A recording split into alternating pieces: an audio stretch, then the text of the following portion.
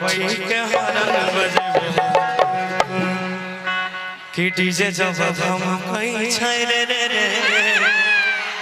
अभी पूरा सब बाकी है, अभी आने वाला नया साल है, बहुत सारी चीजें हैं, छठ है, एक से एक चीज बाकी है, बशर्ते आप व्यवस्था को थोड़ा बना के रखिएगा।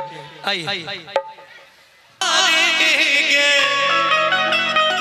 हर घर में हमारा मोनो नहीं लागई कोना के जइए बाहरी गे और की मन बतिया पड़ै छियै पैया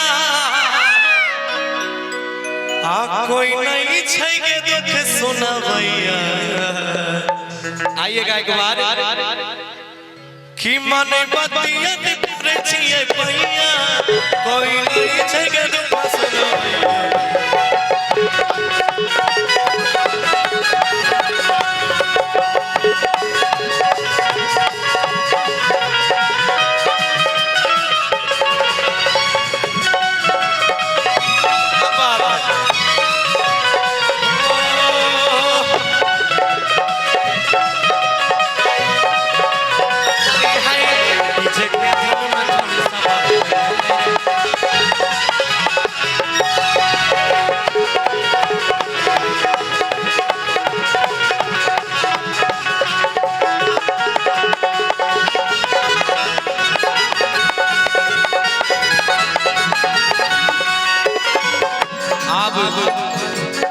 दोसर बेर मकाल के कोना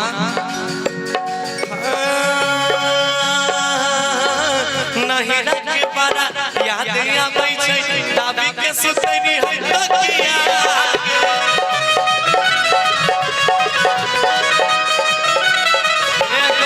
ई हवा सबके बाजा गिरलै सुनै नहीं मोरी पतिया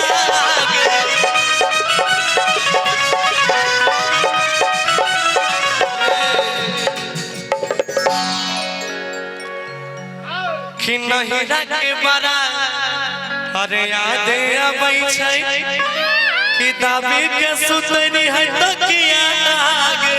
बाप रे बाप तू नहीं सटा हमर बुखार ठीक हो जते तब तू गड़बड़ा जाए।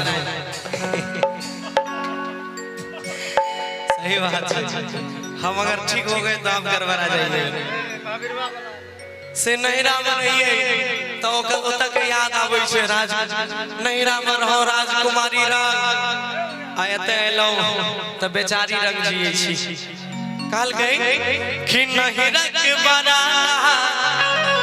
अरे याद आबै छै कि दाई के सुतनी है तकिया आगे आई हवा सबके आगे मई बाजार गिरलै सुनै नहीं मोर बतिया आगे इतने टाना